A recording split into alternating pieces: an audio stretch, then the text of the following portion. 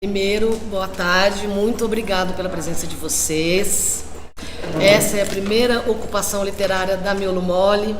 É um evento que a gente decidiu fazer para discutir um pouco sobre a inclusão na literatura, tanto nas questões como a acessibilidade e de representatividade também. Então nós temos uma programação diversa, tem os folders aí, para quem não tiver teu flyer, tem a programação, todos os sábados a partir de hoje até 21 de maio. Tá? Meu nome é Luana Vignon. Hoje eu vou estar conversando com o Bruno, o Danilo e o Pipo. Para dar abertura a essa mesa, eu vou ler rapidinho aqui alguns dados que são. Muito se fala hoje sobre ações inclusivas no campo da leitura, mas em que medida essas demandas são atendidas na prática? Será que os editores, os autores, os ilustradores e os livreiros têm pensado isso de uma forma efetiva? De acordo com o censo do IBGE de 2010, só no Brasil, nessa época do censo, existiam mais de 6,5 milhões de pessoas com deficiência visual. Se a gente somar isso, pessoas no espectro autista, disléxicos e outras pessoas em condições neuroatípicas, a gente tem milhões de leitores que não são acolhidos pelo nosso mercado editorial. E foi para falar disso que a gente decidiu fazer essa primeira ocupação literária por uma literatura inclusiva.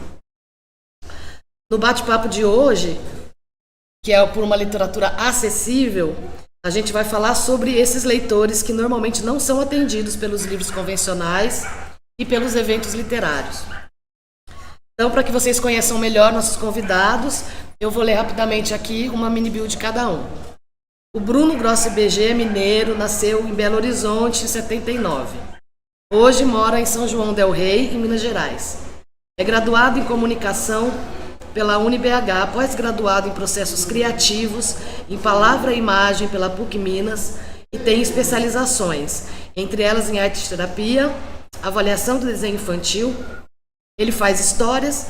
Como ilustrador, tem mais de 25 livros, entre livros infantis e cartilhas. Para Miolo Mole, ele escreveu e ilustrou As Aventuras de Ralph Carlos no Mundo da Lua e Monstro, e ilustrou em parceria com outros autores A Nuvem e Folhinhas. Bruno se identifica no espectro autista AHCD, SD. Ele está trabalhando ativamente no projeto Doroteia, que é sobre autismo, inclusão e transtorno do espectro autista. Do lado do Bruno, a gente tem o Danilo Souza, que é mestrando em Educação pela Universidade Europeia do Atlântico, é especialista em docência do ensino superior pela Faculdade Venda Nova do Imigrante e especialista em consultoria de audiodescrição pela Universidade Federal de Pernambuco. Bacharel também em Engenharia Mecânica pela Faculdade Politécnica de Jundiaí. Atua em diversos ramos da indústria e engenharia desde 2009 e possui know-how acumulado em processos produtivos de gestão. Além disso, desde 2015 desempenha atividades docentes em nível técnico e superior em rede de educação privada. Nos últimos anos, tem se dedicado ativamente a projetos de acessibilidade e inclusão digital e hoje atua em tempo integral como diretor de operações na Open Sciences. É responsável, em parceria com Paulo Anaia, pelas audiodescrições dos livros da Miolo Mole. Pipo é empresário, possui mestrado em educação, é idealizador do projeto Dyslexia Club. Descobriu que tinha dislexia aos 10 anos de idade, depois de muito sofrer na alfabetização. Com o Dyslexia Club, tem o propósito de produzir conteúdo sobre dislexia de uma forma divertida, descontraída e descomplicada, a fim de ajudar disléxicos e suas famílias que estão em busca de apoio. Eu sou a Luana e vou mediar essa mesa incrível para vocês. Nós vamos fazer primeiro uma rodada de perguntas fechadas, onde eles vão poder contar um pouco da percepção deles de uma forma objetiva, para a gente amarrar essa conversa.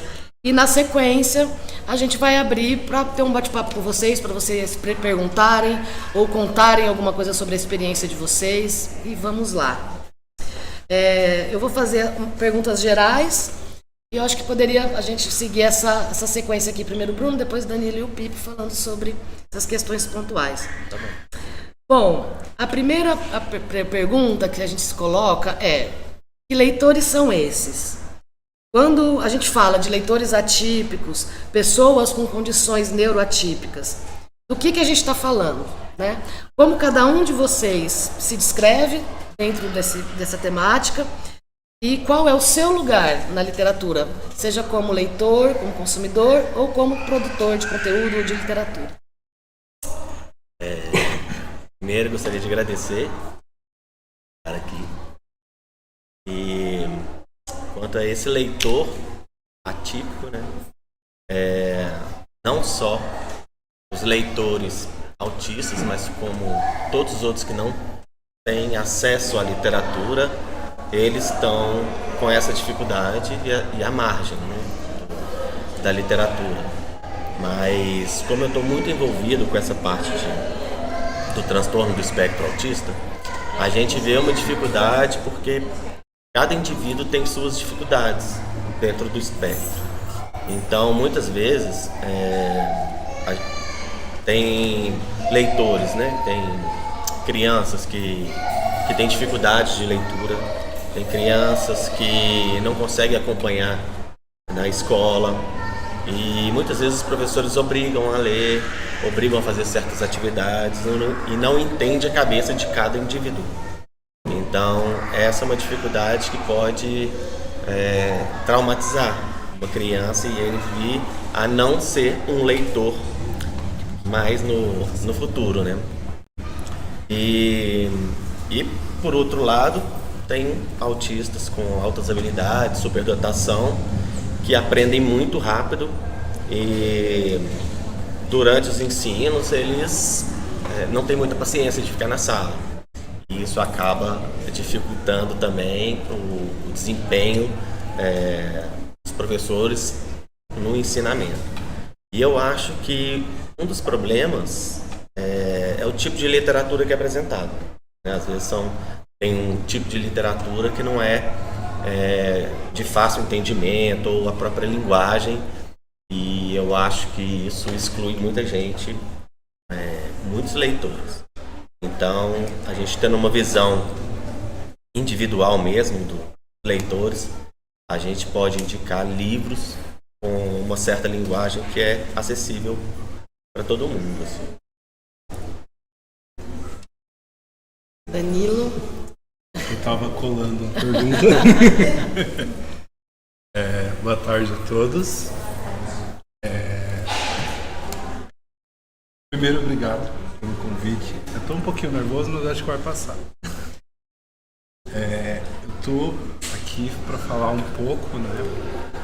Óbvio, pessoas são diferentes e os contextos sempre vão mudar. Quem que eu sou nesse quesito de inclusão? Quando eu tinha 13 anos, eu fui diagnosticado com ceratocone, que no geral não é uma doença tão ruim para todo mundo. E eu tive uma perca visual muito rápida. Então, quando eu tinha mais ou menos 18 anos, eu já não tinha uma boa visão, digamos assim. Então, no final da minha adolescência, eu fui considerado oficialmente cego. Eu tinha cerca de 2% de visão nos dois olhos. E o tempo passou um pouco, e aí eu pude fazer um transplante de córnea. Então, hoje eu não sou cego, mas eu já fui uma pessoa cega, eu já fui uma pessoa com baixa visão, e hoje eu tô, se for falar em termos médicos, né, eu sou uma pessoa com visão monocular. Então eu vejo só de um dos olhos e eu tenho uma perca visual severa no outro. Então assim, falando um pouco de quem eu sou ali. E aí falando sobre a literatura, né? Quando eu comecei a ler, não era difícil ler. É engraçado, porque eu vivi isso. Então eu lembro assim, que o primeiro livro literário que eu li e gostei foi um livro do Paulo Coelho, chamou Alquimista. E aí eu me interessei muito por literatura e consumi muita literatura por muitos anos, até que eu não conseguia mais ler. E aí eu comecei a descobrir esses recursos de acessibilidade para continuar lendo. E aí existem várias ferramentas que eu acho que a gente pode falar um pouco mais pra frente. Mas assim, tô contando da minha história, mas se você hoje somar pessoas com baixa visão e pessoas cegas, você tá falando de tipo 15 milhões de pessoas no Brasil. Isso é muita gente, que no geral não estão sendo atendidas pela maioria das editoras, a maioria das obras literárias. E aí a gente acaba buscando ferramentas alternativas para consumir esses livros. Então, são lupas, são leitores de tela, são leitores de texto. Então, tem várias tecnologias que ajudam, assim como fonte ampliada, enfim, uma série de outros recursos. Então, como consumidor, eu estou aqui e, ao mesmo tempo, eu sempre fui apaixonado pela academia. Então, eu produzo conteúdo. Eu não escrevo livros, como é o caso do Bruno, que, inclusive, eu tive o prazer de trabalhar com ele várias vezes. Mas eu escrevo artigos e produções científicas. E o que eu queria trazer para vocês, que é muito legal, é isso também, né? Às vezes o nosso olhar como sociedade, ele está muito na alfabetização. E ele está pouco em olhar para a pessoa que foi alfabetizada, mas continua a ler. A gente tem pouca produção que olha e fala, pô, o cara adulto que é cego, ele pode gostar disso. O cara adulto que tem baixa visão, ele pode gostar disso. Eu acho que falta um pouco disso, sabe? Pensar que as crianças crescem e que a leitura é uma coisa que deveria crescer junto com as crianças. E aí eu deixo aí pro Pipo seguir. Muito bom. Bom, pessoal, falando da primeira pergunta, que é quem são os leitores, quem são essas pessoas com dislexia? Falando aqui em 30 segundos de uma forma descomplicada o que é dislexia, todo mundo aqui comigo, as duas mãos na frente. Duas mãos na frente, exatamente. Isso aqui é o seu cérebro. Diga oi para o seu cérebro. Oi, cérebro. Maravilha. Como é que funciona quando nós estamos aprendendo? Vou aqui, não vou explicar de forma técnica, mas de uma forma descomplicada. O lado esquerdo do seu cérebro, olha só, tum-tum, tum-tum, ele trabalha. Ou seja, você está aprendendo, você está lendo, o lado esquerdo do seu cérebro está funcionando. Na dislexia, por situações que a ciência ainda está estudando, o lado esquerdo é menos ativado do que deveria ser para as atividades de leitura e escrita. Então, o lado direito, tum-tum, o lado das emoções, da criatividade, ele tem que trabalhar mais, fazer algo que ele não está acostumado a fazer. Obrigado, gente, pode baixar a mão, tá? Senão vai ficar 2 horas aqui. A realizar uma atividade ao qual ele não está acostumado a fazer. Essa sobrecarga, vamos dizer assim, é o que causa a dislexia. Então, o disléxico não é que ele não consegue ler, ele consegue, mas ele tem uma extrema dificuldade de interpretar, pegar letras, formar sílabas, das sílabas formar palavras, interpretar aquele texto. Muitos já viram em vídeos no YouTube quase como se as letras estivessem dançando. Não é que literalmente as letras estão dançando na nossa frente, é porque a gente lê e não compreende, a gente lê e não entende. Estamos lendo, às vezes pulamos palavras, pulamos linhas, e a língua portuguesa nos ajuda bastante, porque S tem som de Z, 2 S's às vezes tem X, C tem som, então complica muito a parte da língua portuguesa para um disléxico. E esse é o desafio do mercado literário, das editoras. Como produzir livros para pessoas que têm dificuldades. Dificuldade não é uma incapacidade. Disléxico lê. Por exemplo, um dos meus leitores favoritos é Machado de Assis. Amo Machado de Assis. Inclusive, é uma honra estar aqui na Monteiro Lobato, porque me formei na Universidade de Mackenzie aqui em cima e nos intervalos das aulas eu descia para vir aqui, ficava vendo os gibis, quadrinhos aqui na Gibiteca. Então é uma honra estar aqui. Agradeço a Miolo Mole pela oportunidade. E o meu papel dentro desse universo como disléxico é no Dyslexia Club. Entendeu? Aqui, ó, arrasta pra cima, me segue, ativa o sininho para receber as notificações. No Dyslexia Club é produzir conteúdo. Eu entendo que eu, como disléxico, passei por várias situações traumáticas na escola, venci muitas delas. Eu entendo que o meu papel é auxiliar, produzir um conteúdo para que outros disléxicos não sofram tanto quanto eu sofri, dê orientação às mães, porque quando a gente fala de um transtorno específico de aprendizagem afeta a família inteira.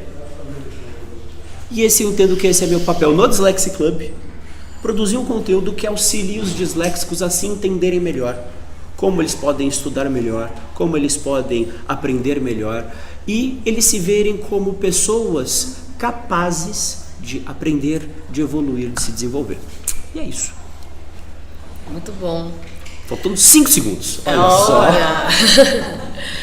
Bom, pegando um gancho, vocês já deram spoilers de várias coisinhas assim que são muito importantes, né? Que são as ferramentas assistivas, que são as primeiras barreiras que vocês encontraram, né, nessa jornada. E eu queria saber qual foi o primeiro contato de vocês com a literatura. Se foi na infância, se foi na adolescência ou se foi depois na vida adulta. E como foi esse contato? Vocês se sentiram representados? Foi fácil? Foi difícil? Como é que foi esse contato? Bom, eu sempre gostei de desenho, né? Então eu gostava de desenho animado e gostava de revistinha também. Então a minha literatura,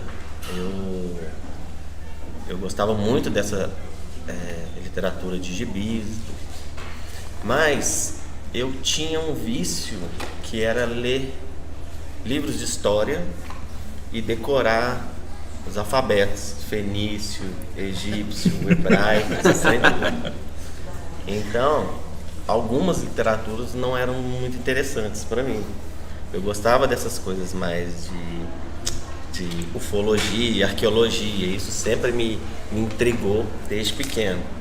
Então, você não gostava dos livros infantis, ilustrados comuns? Eu não tinha tanto acesso também. Lá em casa não era circulado muito isso, né? Era mais nas escolas. E na minha época tinha muito, era edição vagalume. E a edição vagalume não me agradava muito. Então eu ficava mais nas revistinhas. E nessas minhas curiosidades, que hoje eu sei que é hiperfoco, né? Nesses assuntos que me perseguem até hoje.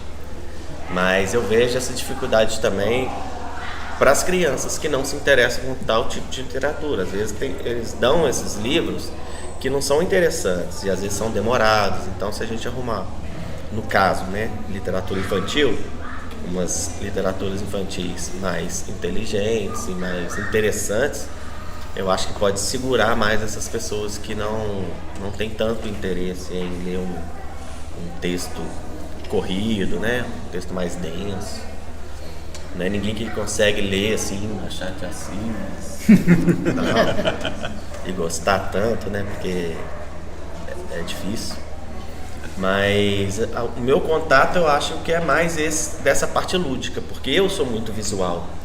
Eu trabalho com coisa muito visual, até para ler, para poder entender as coisas, eu faço de forma visual para eu poder ligar as coisas. E essa sempre foi minha dificuldade na infância, porque na infância eu não sabia o que era isso, e nem sabia o que eu tinha. Eu só sabia que era diferente, mas então eu fazia as minhas técnicas de uma forma que eu conseguia entender. Então acho que esse contato com a literatura minha foi através da minha busca das coisas que eu achava interessante, dos assuntos que eu achava interessante. Vamos lá? Eu lembro até hoje o primeiro livro que eu gostei. Ele chamava Mitologia para Crianças. Talvez alguém mais tenha visto, era um da capa amarela, assim. E eu vi ele na escola. E eu acho que naquela época, eu devia ter uns 7, 8 anos. Assim, visualmente não era difícil, mas foi o que mais me interessou. Então, até hoje é o tipo de leitura que eu mais gosto. É a leitura fantástica, mitológica, eu acho muito legal. Mas, por mais que seja uma mesa para falar de acessibilidade, a maior barreira que eu tive em relação à literatura, ela foi social, que é de você não ter dinheiro para comprar um livro. Então acho que isso é interessante a gente falar sobre também, né?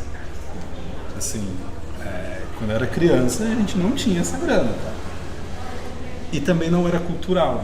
Meus pais, eles não nasceram em São Paulo, eles são do Nordeste, vieram para cá, então não era algo presente no dia a dia deles. Quando eu era criança a gente não tinha livro, então assim, eu consumia leituras na escola. Até que ali mais ou menos no meio da adolescência, por acaso eu fui ter contato, né, com O Alquimista, que eu gostei muito, e eu queria ler. E eu tenho um primo que a gente tem mais ou menos a mesma faixa etária, ele também gostava de ler. E a gente trabalhava assim, época de aprendiz da vida, sabe? E aí a gente fazia vaquinha para comprar livro. E aí foi assim que eu comecei a ter contato com outros autores estrangeiros e coisas do tipo. Até que chegou no momento que aí eu comecei a ter dificuldade de ler, né? Então aí eu comecei a buscar outras formas, enfim. E aí foi aí que eu comecei a descobrir tecnologias para leitura, principalmente por computador, leitura digital, né? Mas o que eu acho muito legal da gente falar é que, assim, na minha trajetória, na infância, não houveram grandes barreiras, no sentido visual. Mas hoje, assim, depois da minha trajetória, pensando na educação e olhando para as crianças que têm dificuldades visuais, eu acho que é muito importante, principalmente nas escolas, que a gente tenha esse diálogo aberto.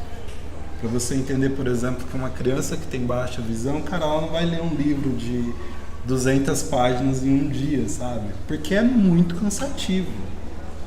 Você precisa ter recursos, fonte, precisa ter lupa, precisa ter régua, ampliadora. Então, assim, acho que a informação, ou a falta da informação, é uma das maiores barreiras nesse processo inicial. Para você entender, tipo, que aquilo que o Pipo falou, ter uma dificuldade não é ser incapaz. Qual é a melhor forma para essa pessoa, nesse contexto, conseguir ter uma boa leitura? Acho que isso é uma das coisas que mais falta e aí para muitos outros problemas, né? Eu passo a pauta. Muito bom. Vocês verem um ponto importante que o meu colega aqui falou, a questão da família. Às vezes, eu vou falar às vezes não, muitas vezes nós que temos a oportunidade de termos livros, quando a gente tem essa oportunidade, às vezes a gente não vê a beleza dessa oportunidade.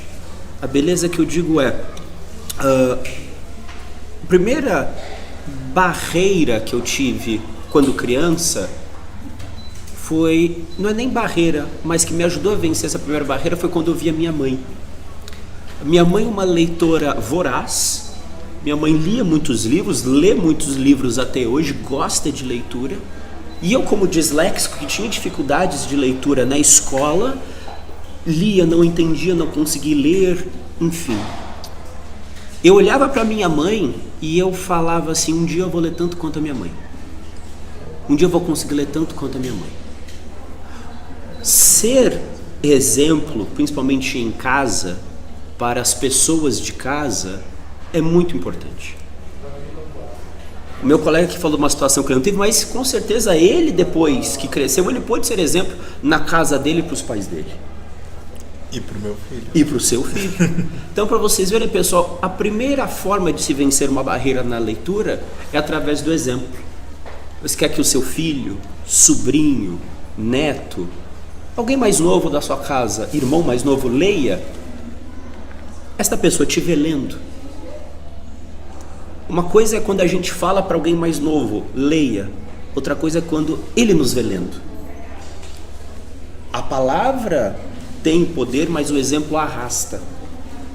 Agora, falando em termos de dislexia, a minha barreira foi, por exemplo, na leitura, projetos gráficos que eram textos longos e letra pequena.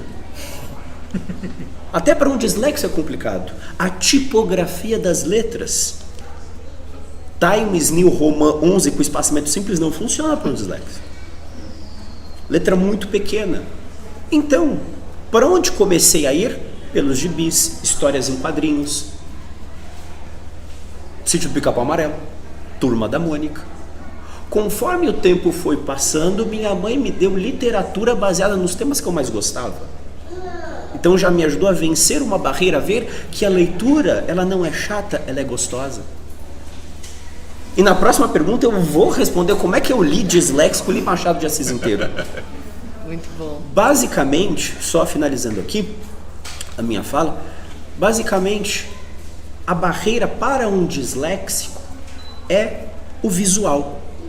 Como é que eu pego um livro e consigo entender melhor aquele livro? E a outra barreira é quando professores, familiares não entendem aquele transtorno e querem comparar aquela criança a outra criança que não tem essa dificuldade. O peso da comparação é diferente da inspiração, do exemplo. Comparação é, você tem essa dificuldade, mas eu quero que você seja como seu irmão. Eu quero que você seja igual o seu coleguinha na escola. Eu quero que você seja... Isto é muito complicado e você coloca um peso muito grande em cima daquela criança. Então essa é a segunda barreira. Minha mãe não teve essa questão, mas sofri com isso na escola. Já finalizei minha fala. Eu acho muito legal, muito importante o que o Danilo levantou, que quando a gente fala de inclusão, a gente está falando de inclusão de todas as pessoas. A gente não está falando só de pessoa com deficiência. Não, é isso. É uma inclusão social, é a inclusão de representatividade. Então, é isso. Primeiro, o livro. A primeira barreira o livro não é acessível. Por quê? Porque as pessoas não conseguem comprar um livro. Essa é a primeira barreira, né? Então, isso é uma coisa importante de se falar dentro dessa temática, quando a gente fala por uma literatura inclusiva. Então, é um tema que tem que ser trazido.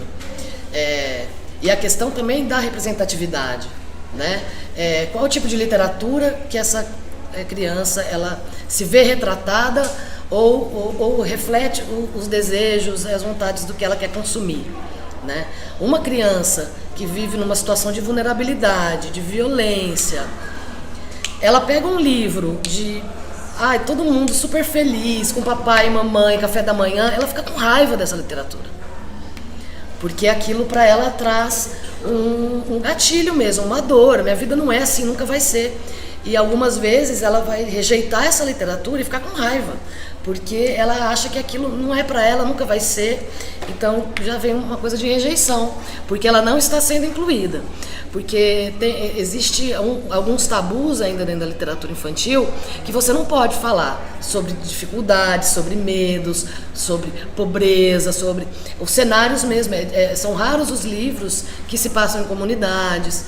Não, parece que é um mundo muito perfeito, né? Então, assim, isso afasta, eu acho, a criança da literatura, né? Ela não é uma literatura inclusiva.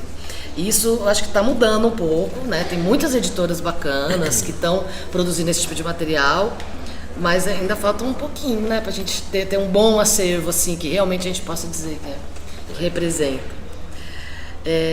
Bom, indo para o nosso terceiro tópico, é sobre as soluções, né? E fico imaginando quando, depois dessas barreiras que vocês citaram, que vocês tiveram, o que vocês acham que poderia ter tido? Vocês já falaram um pouco sobre isso, né? Poderia ter livro em casa, minha mãe poderia ter tido mais informação e tal. Mas principalmente hoje, quais são as ferramentas e as medidas que podem ser tomadas, tanto na questão de ferramentas assistivas, quanto nesse acompanhamento em casa e na escola, para poder melhorar e garantir esse acesso? Então, seguindo essa linha que você estava falando, de representatividade, um dos intuitos do meu último livro, que é a Doroteia, que ela trata de uma peixinha autista, né? Então ela vive lá no fundo do mar porque ela não quer ficar no meio do oceano, cheio de barulho, cheio de espécies. Então ela fica quietinha na dela, com o fone de ouvido dela. E durante a história ela conhece outros peixinhos e eu vou mostrando os traumas dela, as dificuldades. E é muito legal porque a gente tem um retorno muito grande de mães que queriam contar sobre o diagnóstico para os filhos, não sabiam como, porque os próprios pais também têm um pouco de preconceito, né? E medo da dificuldade que vai ter no futuro. E a gente tem retorno de mães que compraram um livro, leram para os filhos e eles gostaram tanto e se sentiram tão representados ali que eles falavam: mãe, eu quero ser a Doroteia, quero ser igual ela. Aí a mãe já viu aquele link de falar: não, mas você é igual a Doroteia.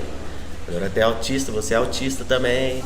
Então a gente tem muitos relatos assim que é justamente essa representatividade, né? De mostrar um personagem que não é igual a esses super-heróis, esses já que a mídia expõe muito, né? Mas eles se veem ali e falam: nossa, eu adoro esse personagem igual a mim.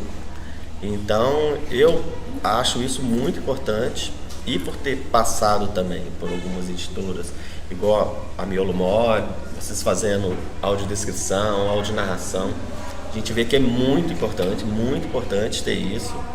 Eu ilustrei um livro em braille por uma editora que chama Marina Dowell, e é muito legal porque eles me passaram um roteiro de como que tem que ser as ilustrações. Então a gente nem imagina que uma pessoa com deficiência visual vai ter dificuldade de ler certos tipos de ação dos personagens, como, sei lá, a pessoa está andando no muro, aí vai desequilibrar, ele cruza o braço, não pode fazer nada disso. Tem que ser muito bem roteirizado, que eles, que são mais experientes, passam pra gente poder fazer. Então essa parte de braille, de audiodescrição, de audionarração, de incluir um personagem atípico que proporciona essa representatividade, né, para o leitor,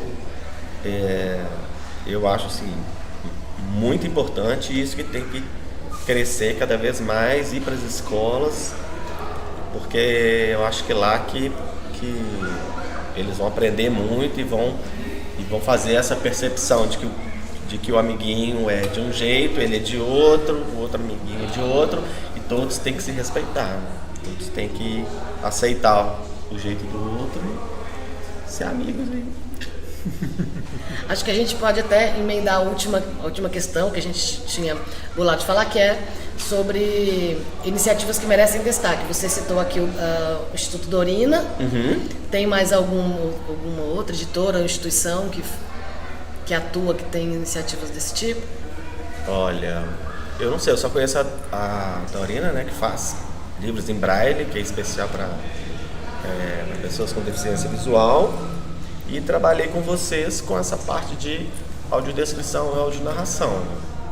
Então são as minhas referências que eu cito com orgulho, assim, de ter alcançado outros tipos de leituras, né? Então é o que eu acho fantástico.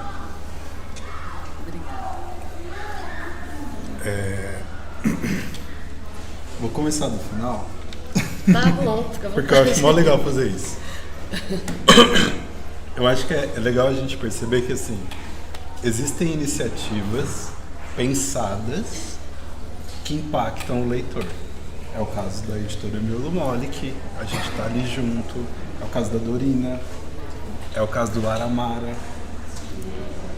Só que existe também, com esse avanço da tecnologia, várias iniciativas que quem está fazendo não faz nem ideia de como isso muda a vida das pessoas. Uma coisa muito boba, assim. Eu tenho um Kindle.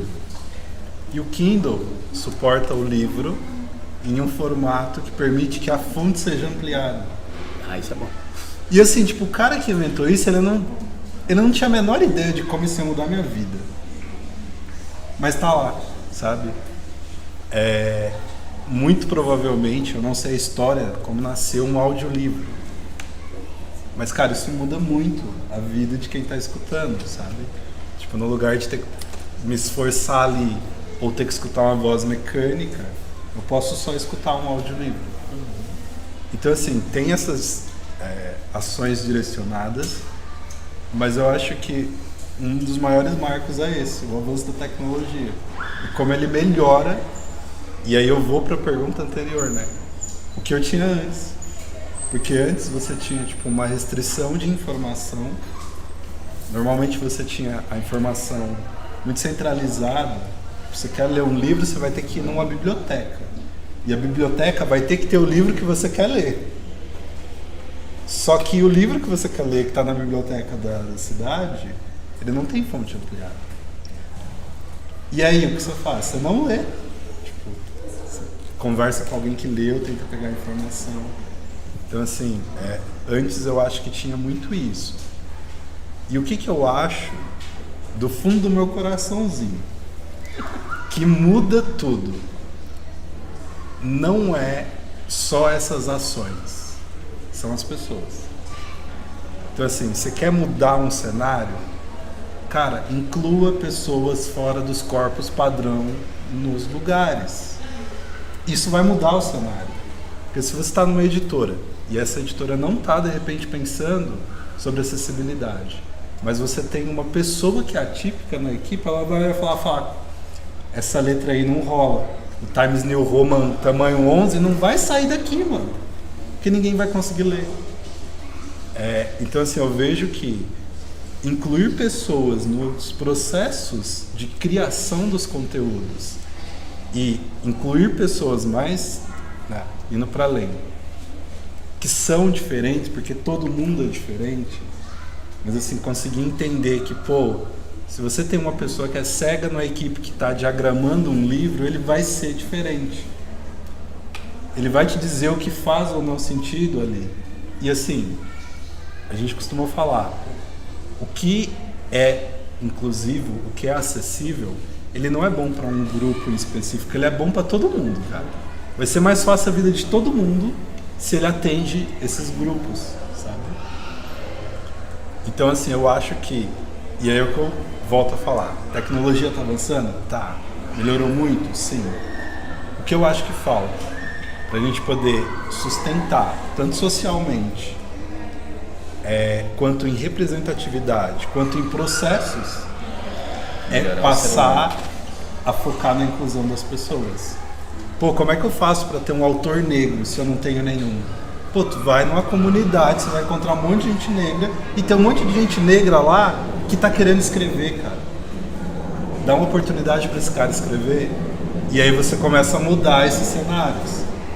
Tem um monte de gente com deficiências sensoriais, físicas, motoras, o cara quer ter um trampo, ele não quer viver de um auxílio governamental. Então, assim, eu acho que o que falta agora é o incentivo na inclusão de pessoas, em todas as pontas dos processos. Porque a tecnologia já está pronta para receber isso, mas muitas vezes as pessoas não estão prontas para receber e realmente falar, esse cara vai me ajudar, ele vai agregar para mim, para minha equipe, para minha empresa, para o que tiver acontecendo, para o produto final. Então acho que agora é essa mudança que precisa acontecer. Perfeito. Muito bom.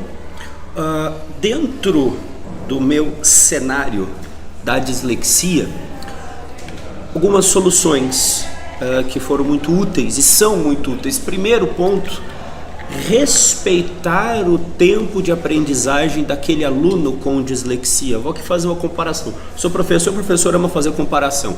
Uma viagem daqui de São Paulo até o Rio de Janeiro, de avião 30 minutos, de carro 4, 6, 8 horas, dependendo do trânsito.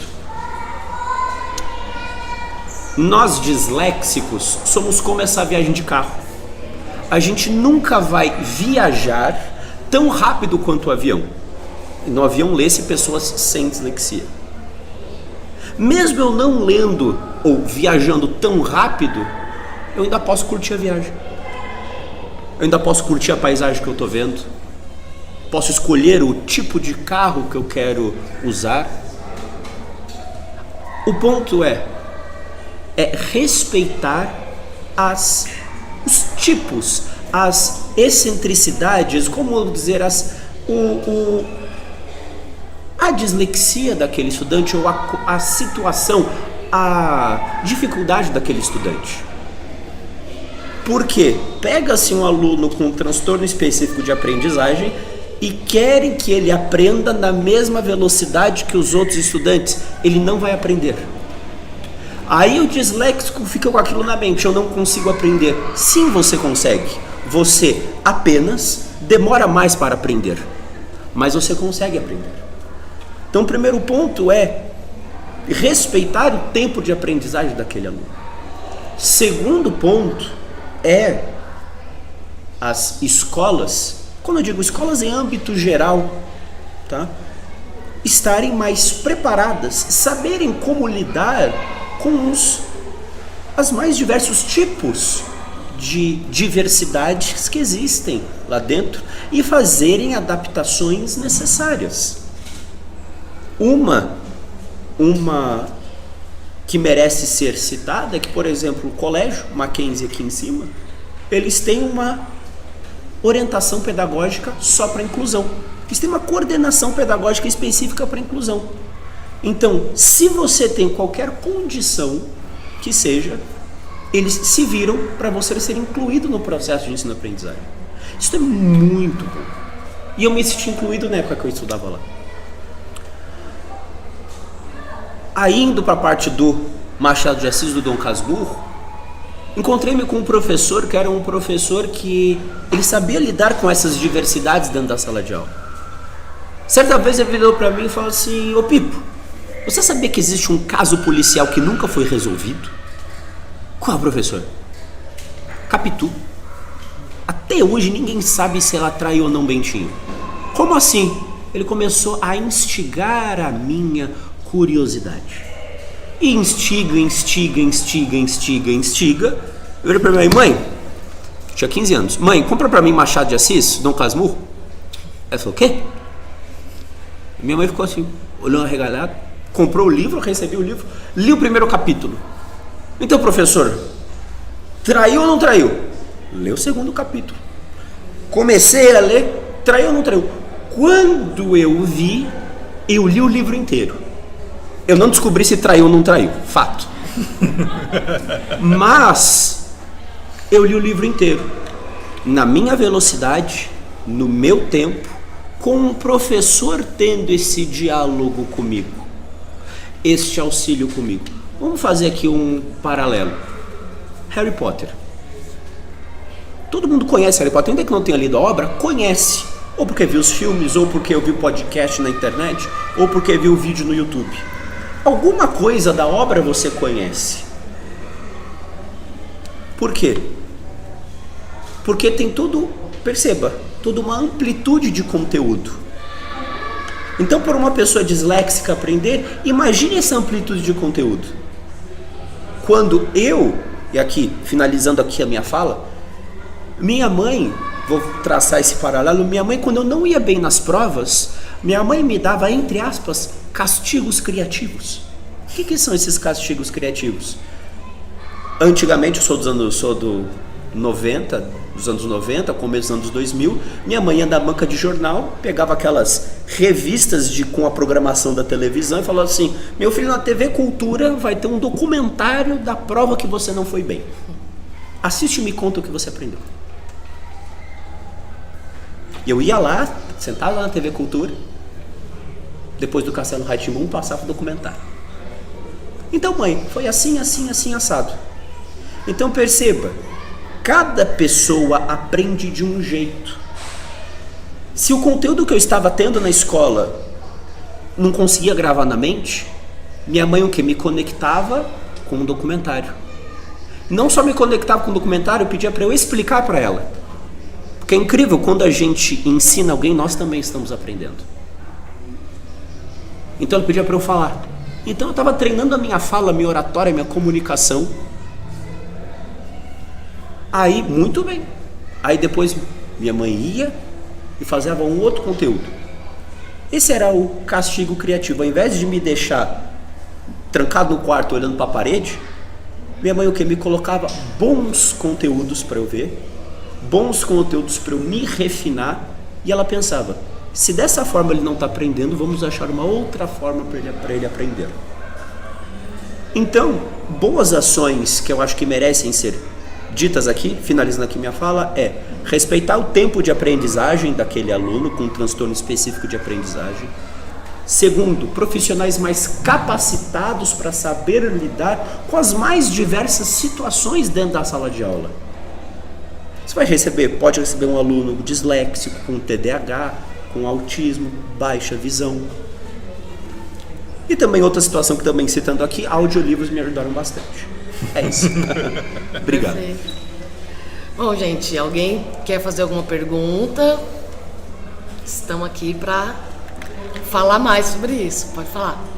Bom, boa tarde. Tudo bem? Eu sou o Rafael. Antes de fazer minha pergunta, queria agradecer demais. Eu quase não estive aqui hoje. Enfim, correria, não moro tão perto daqui. Mas que bom que eu vim. E eu, mesmo não tendo nenhuma dificuldade além da distância, eu me vi muito na fala de todos vocês, assim. Essa questão da primeira dificuldade ser a financeira, ou a questão de que a família tem um papel muito fundamental, né? E hoje eu trabalho com ilustração, contação de histórias, e para mim uma dificuldade enorme de me comunicar com, por exemplo, pessoas que precisam de alguma audiodescrição ou pessoas que precisam de uma legenda, né? Eu tento legendar meus posts, por exemplo, eu leio e falo, caramba, eu não estou entendendo nada. Aí eu vou procurar outras pessoas que fazem isso, tá pior que o meu. Eu falo, meu Deus do céu, como é que faz isso? E recentemente me aconteceu uma coisa que me deixou muito impactado.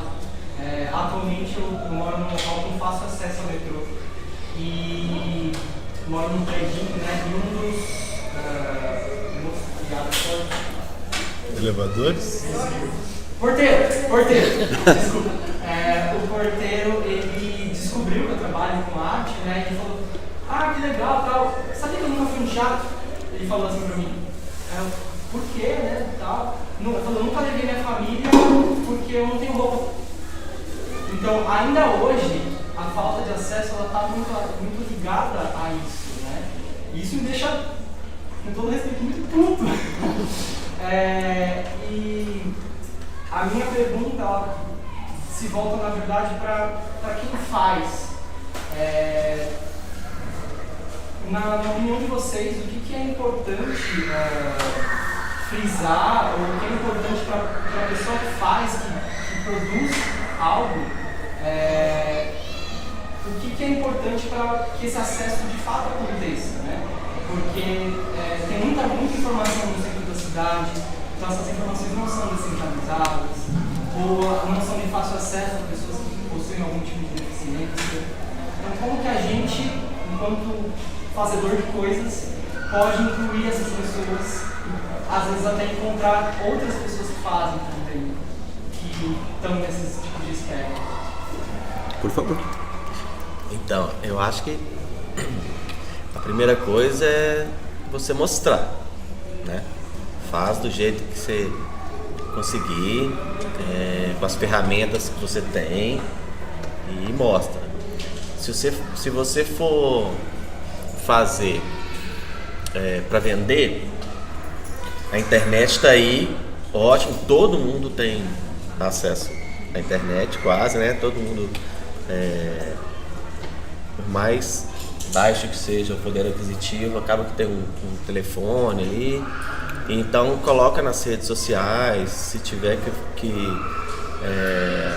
incluir, você coloca as imagens, você faz imagem ou texto, ou os dois? Eu atualmente trabalho mais com imagem. Coloca lá no YouTube, vai narrando. Sempre tem público para ver as coisas. Ou faz uns fanzines e vai entregando, como na moda antiga, né? Mas é colocar em acesso. É isso, sabe? Eu acho que tem várias maneiras. É difícil, mas às vezes você pode arrumar uma parceria com uma papelaria para para tirar xerox e montar um projetinho gráfico, você mesmo monta uma forma visualmente legal, que já dá uma outra cara. Então, nesse corre seu aí, eu acho que pode ter pessoas interessantes que vão pegar o seu trabalho e queiram investir. Mas o negócio que eu acho é mostrar e botar a cara a tapa, entrar nos grupos. Tem vários grupos, né, de pessoas que estão começando, ou até mesmo pessoas que já fazem, e vai pegando informação, cola nas pessoas que são interessantes, aproveita a internet que não precisa estar no mesmo estado, na mesma cidade, e vai pegando informações e exemplos, né? Eu comecei assim, na verdade, sabe? Dos fanzines desde os anos 90, eu fazia as minhas ideias, ia pro showzinho, vendia, e comecei a fazer revistinha, e vendia, mostrava para as pessoas, até que comecei a ter mais cara de pau para poder mostrar para editoras, para mostrar para pessoas mais. Mas aí eles vão dando porrada e você vai aprendendo, né? Você vai, não, verdade, aí você vai pesquisando, e tem um mundo de pesquisa aí, e aí você vai melhorando, até chegar uma hora que alguém vê e fala, vamos lançar isso aí. E aí dá certo. Mas não deixe de mostrar. Eu acho que o mais importante é você mostrar e tá em vista aí. Posso responder também? Claro. Tudo bom, meu amigo? Seu nome é? Rafael. Rafael. Ponto importante para produzir algo. Você falou com interesse em produzir algo que gere certa acessibilidade para as pessoas. Um ponto que eu acho que você pode se basear é também na sua própria história. Por que na sua própria história? Aqui nós três estamos falando, mas atrás dos olhos de cada um tem uma história. Atrás dos olhos de cada um tem uma dificuldade, uma questão, uma superação. Que a sua história pode transformar, impactar a vida de outras pessoas também. Eu diria, começa por aí. Por que eu comecei a produzir o Dyslexia Club? O Dyslexia Club surgiu como um blog. E eu percebi, por razões óbvias, experiência do usuário, o blog estava mais atingindo as mães do que os próprios disléxicos. Aí eu fui pro YouTube. Do YouTube, dava um certo trampo editar vídeo, fui pro Instagram. Que o Reels você só faz ali direto, mais tranquilo. Por que eu comecei a produzir conteúdo sobre dislexia? Quando eu tinha 10 anos, recebi o diagnóstico de dislexia, eu fiz o que qualquer pessoa faz quando não sabe de algo. Fui no Google, o que é dislexia? Pá! Me deparei com textos longos, letra pequena, linguagem científica. Ou seja, não porque o córtex pré-frontal esquerdo... Eu falei, meu Deus, o que é isso? Obviamente, não estou sendo contra a produção científica, não é isso, mas a informação científica tem também que ser acessível ao povo, às pessoas. O conhecimento é para todos. Foi aí que me deu já uma semente, foi plantada aí. Falei, cara, um dia sei lá, eu vou produzir um conteúdo, vai ser mais acessível que isso. Isso ficou na minha cabeça, matutando durante muito tempo. Aí, fecha essa aspas, indo para aspas um pouco mais distante. Me formei em publicidade e propaganda, e o meu TCC foi justamente o meu blog. O meu blog foi o meu projeto de TCC. Que eu queria fazer algo que eu pudesse, saiu da faculdade, pudesse ganhar uma certa projeção, uma certa visibilidade, não ficasse só nos muros da universidade. E aquela ideia lá atrás aí floresceu. Como é que eu posso produzir conteúdo que impacte essas pessoas? Primeiramente, por onde começar? Com um conteúdo de acessibilidade, comece com a sua história.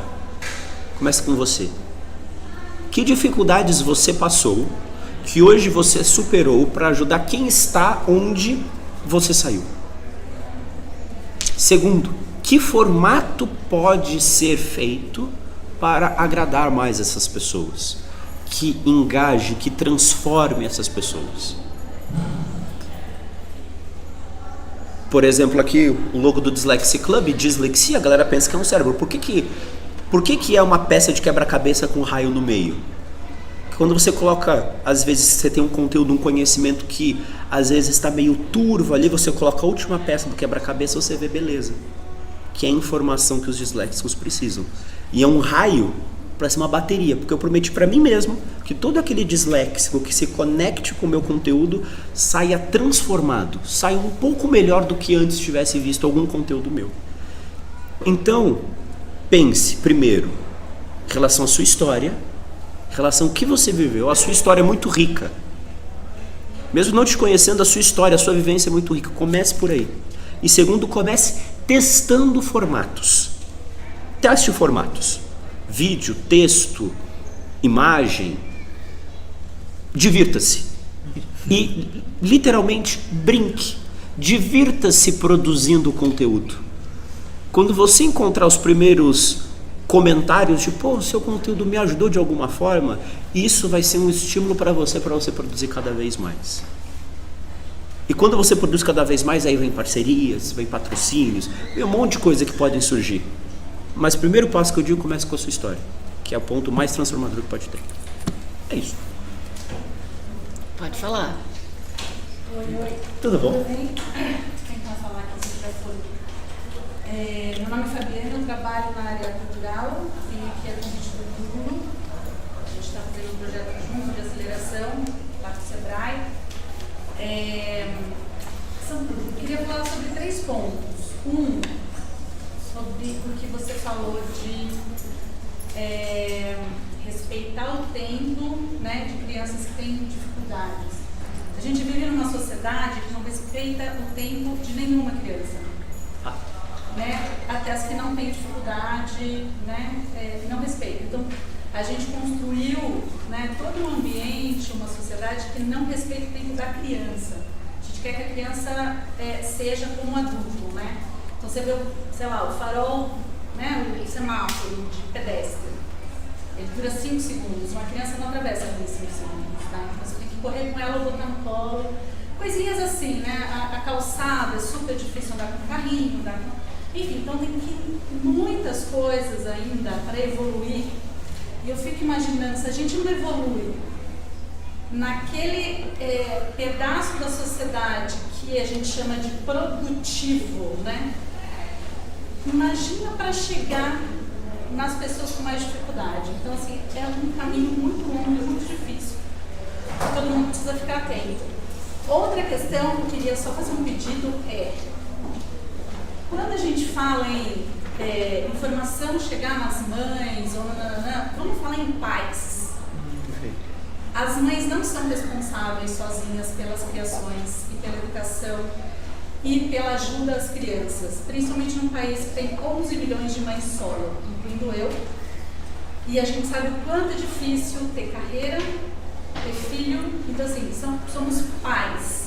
Pais podem ser casais homoafetivos, podem ser casais héteros normais, mas somos pais de uma forma geral. Não é responsabilidade só das mães, é da sociedade, é da escola, é do vizinho, é do tio, é da tia, é de todo mundo. Todo mundo tem que ser informado. E a última... 15 quilos. E a última coisa, quando eu cheguei aqui numa palestra de acessibilidade, não tinha elevador. E ele queria vir no colo. Essas pequenas coisas, né, a gente tem que tomar muito cuidado e ficar atento sempre. E a última coisa é comentar sobre uma pesquisa que eu escutei recentemente, que eu escutei numa matéria de rádio. Eu não lembro o crédito da pesquisa, então peço desculpas de não dar o crédito correto, mas eu ouvi na Rádio Eldorado. Uma pesquisa que prova já hoje o mal que aplicativos e coisas como o TikTok estão fazendo, né, na nova geração. Então, assim, essa geração TikTok, ela está sendo criada com conteúdos muito rápidos e audiovisual. E essa pesquisa mostrou que acessa uma parte do cérebro que é a parte do prazer. que é aquela mesma parte que acessa quando você lê um livro, chega no final e fala, uau! Ou quando você lê um longa, né, e chega no final e fala, cacete, incrível! Só que para ler um livro que você demora dias, ou ler um longa, que são, né, 1 hora, 2, a minha geração, para trás, a gente foi criado assim, né, de ter esse tempo de digerir, de aproveitar, de curtir aquele momento até vir aquele prazer. Hoje a geração do TikTok tem esse prazer em 15 segundos. Então para eles vai ser extremamente mais difícil querer e ter prazer em ler um livro. E a gente vai ter um problema social daqui a um tempo monstruoso por causa disso. Então é um negócio que ninguém sabe lidar com isso ainda, fazer, porque a tecnologia também não vai voltar. E eu como mãe me preocupo muito. Enfim, eu só queria colocar isso, não sei se vocês querem comentar alguma coisa sobre isso, porque assim, né? Por favor. Pode, a gente está se caminhando para o fim, na verdade. Se tiver mais alguém para fazer uma questão, até dá, eu acho. Mas a gente já tem que começar a guardar nossos... Porque é muito assunto, né? Assim, a gente poderia passar aqui 3 horas, 4, fácil. Mas pode falar. Tá, não vou me demorar. Primeiro, acho muito importante o ponto que você traz. Somos pais. E você conhece alguém que não está sendo, vai lá e fala, porra, velho, acorda aí, né? Então, isso é muito importante. Mas eu queria olhar um pouco para o que você trouxe dessas novas gerações, né? Eu estou, nesse momento, produzindo um conteúdo científico. Que ele fala um pouco sobre o que a gente chama de múltiplos alfabetismos. Então, assim, até metade do século passado, né, era suficiente, socialmente falando, que você instruísse crianças a ler e escrever. Então, uma criança que sabia ler e escrever, ela tinha ali toda a informação básica necessária para crescer, enfim. E hoje a gente fala cada vez mais que essas mudanças sociais, também causadas pela tecnologia, primeiro, elas são irreversíveis, e segundo, a gente está num mundo onde saber ler e escrever não é mais suficiente para que você tenha um cidadão crítico, e isso é uma coisa muito importante. Pessoas produzem conteúdos. O que eu produzo é um conteúdo científico, e o que eu espero é que quem leia possa ter um olhar crítico para aquilo, para encontrar o meu erro, para encontrar o meu acerto, enfim. Imagino que no geral a gente espera isso, né? Quando você produz algo, você quer que alguém leia criticamente. Então, a gente está falando hoje também sobre essas tendências, que alfabetizar jovens e crianças hoje também é sobre o alfabetismo visual, também é sobre um alfabetismo digital, e mais do que isso, ele é sobre um alfabetismo comunicacional, para que as pessoas consigam obter uma informação e julgar aquela informação, levar com ela o que para ela faz sentido e deixar o que não faz. Então, assim, eu sei que eu tenho um filho de 5 anos. Então, assim, tem algumas inquietações que você traz que eu também sinto. O meu filho tem muitos livros, mas ele não é tão fã de ler quanto eu era. E eu vejo essa diferença, né? Mas eu também vejo essa esperança da gente poder pensar que, com as múltiplas formas de se aprender, talvez, lá no final, a gente também consiga com que a geração do TikTok não seja só esse prazer dos 15 segundos, sabe?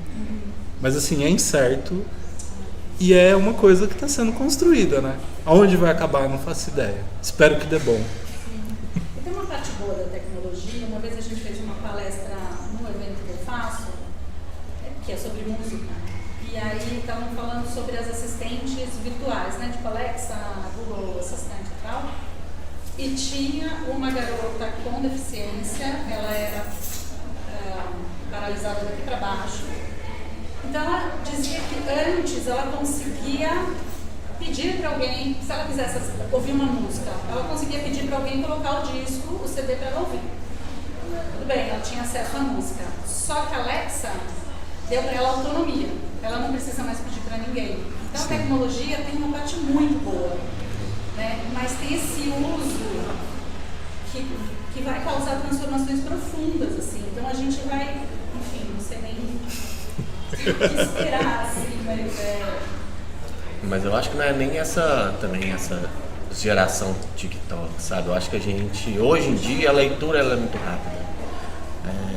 Pessoas de qualquer idade mesmo, faz aquela leitura escaneada, só lê os títulos, já imagina como que é a informação. Eu trabalhei no jornal, junto com a Lute, e a importância do título e do subtítulo ali, como que são muitas pegadinhas, são muitas coisas que pode deixar uma informação errada, sabe? Então, as pessoas têm preguiça de procurar. Então, eu acho que a própria leitura mesmo, ela está se desfazendo por essa leitura escaneada mesmo, de passar o olho na internet ali, vai lendo aos pouquinhos e criando o que pode estar falando. É que a gente passa também a gente está num momento de um processo que as tecnologias são muito rápidas, né? Então, assim, para ter uma ideia, da invenção da prensa de Gutenberg até o primeiro romance, de fato, foram muitos anos. Agora não, tem uma tecnologia, já tem outra. Então, você usou um termo que é o desfaz, e realmente a gente tem uma sensação de afogamento e de que as coisas estão se desfazendo, porque a gente não acompanha isso. E nós, principalmente, que somos analógicos, né? Nascemos analógicos. Então, a gente tem uma dificuldade tremenda. E eu acho que existem realmente muitos perigos, temos que ficar atentos, e nós temos essa responsabilidade, a última geração analógica. A gente tem uma responsa aqui para segurar algumas coisas, eu acho.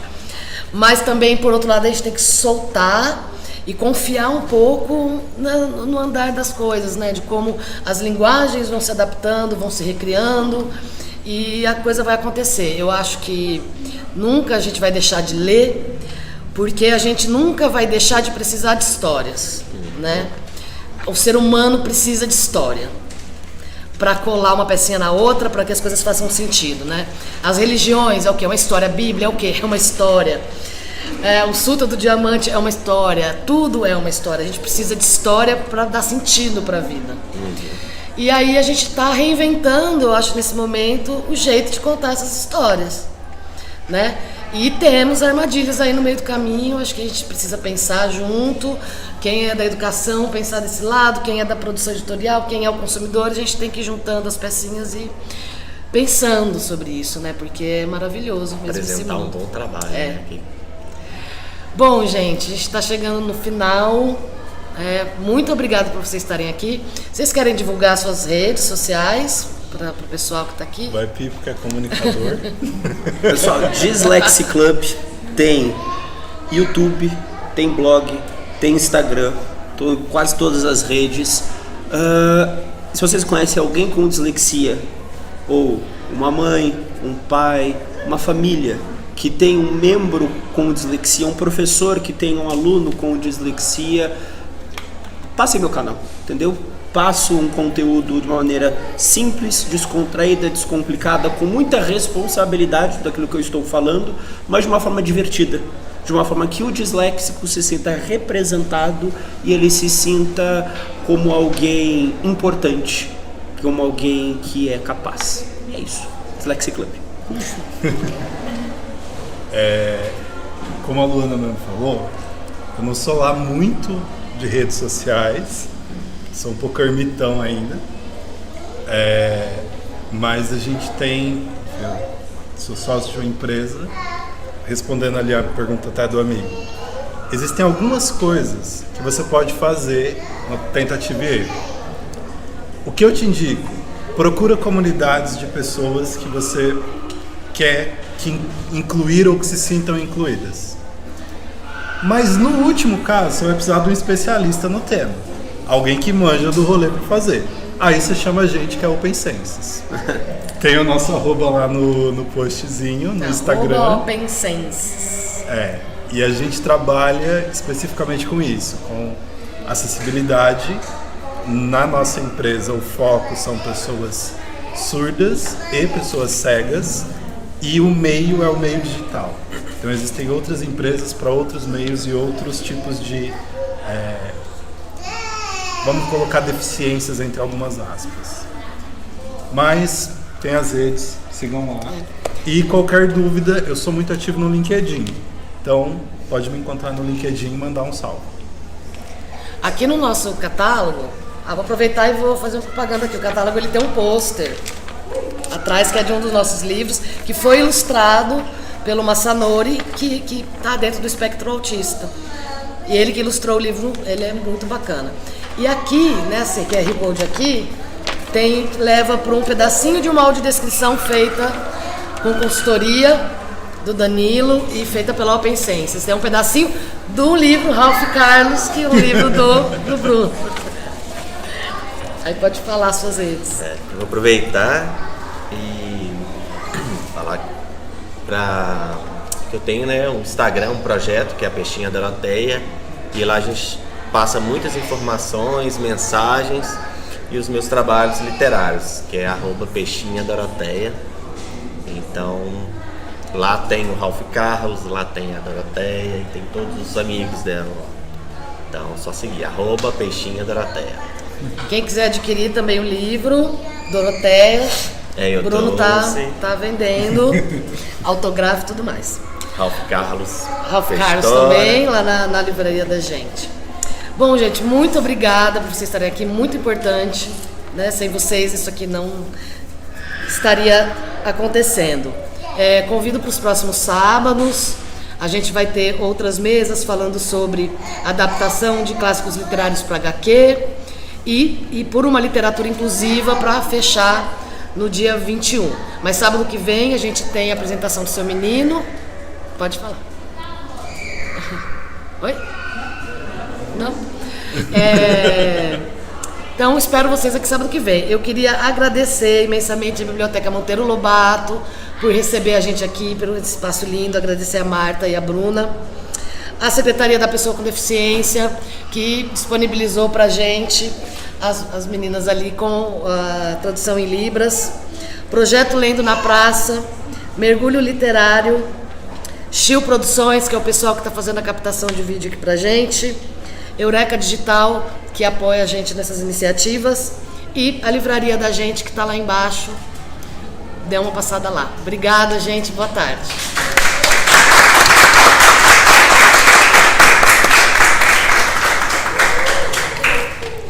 Bom.